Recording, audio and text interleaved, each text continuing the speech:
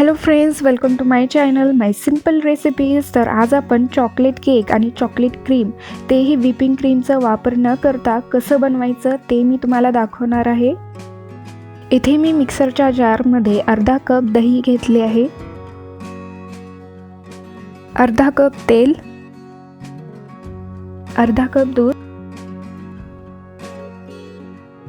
अर्धा कप पिठी साखर. आता यामध्ये 1/4 कप कोको पावडर घालूया. आता हे 20 ते 25 सेकंद आपण मिक्सरमध्ये फिरवून घेऊया. बॅटर एका भांड्यामध्ये काढून घ्यायचं आहे. आता त्यामध्ये 1 टीस्पून व्हॅनिला इसेन्स घालूया,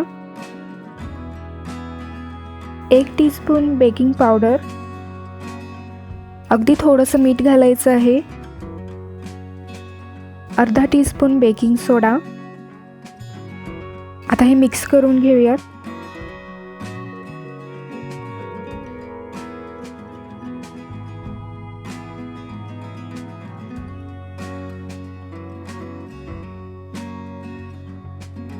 ¾ कप मैदा घालूयात, म्हणजेच 1 कपपेक्षा थोडंसं कमी आपल्याला हे मैदा घ्यायचं आहे. आता हे व्यवस्थित आपण बॅटरमध्ये मिक्स करून घेऊयात.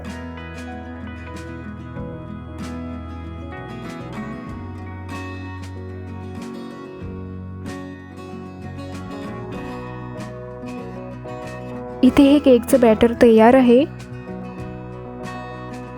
आता ज्या भांड्यामध्ये आपल्याला केक बेक करायचा आहे त्याला आधी आपण तेल लावून घेऊयात.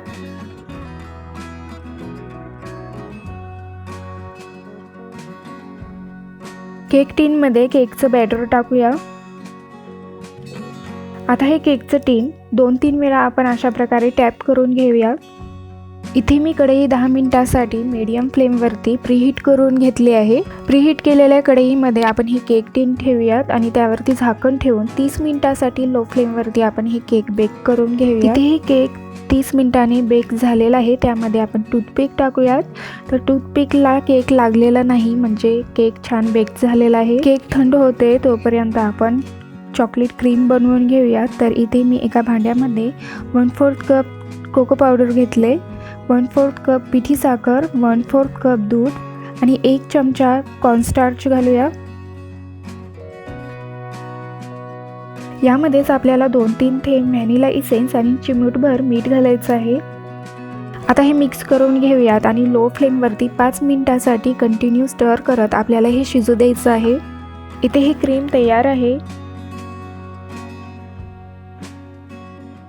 केक पूर्णपणे थंड झालेला आहे. आपण हे प्लेटमध्ये काढून घेऊयात.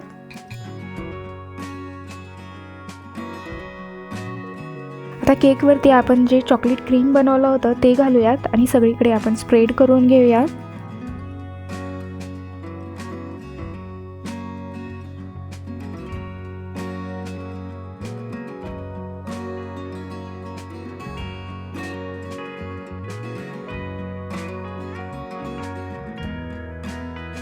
इथे हे केकला सर्व बाजूने क्रीम लावून झालेलं आहे.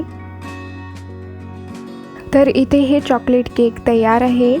तुम्हाला माझी ही रेसिपी आवडली असेल तर व्हिडिओला लाईक करा, शेअर करा, चॅनलला सबस्क्राईब करा आणि सोबतच बेल आयकॉनला क्लिक करा.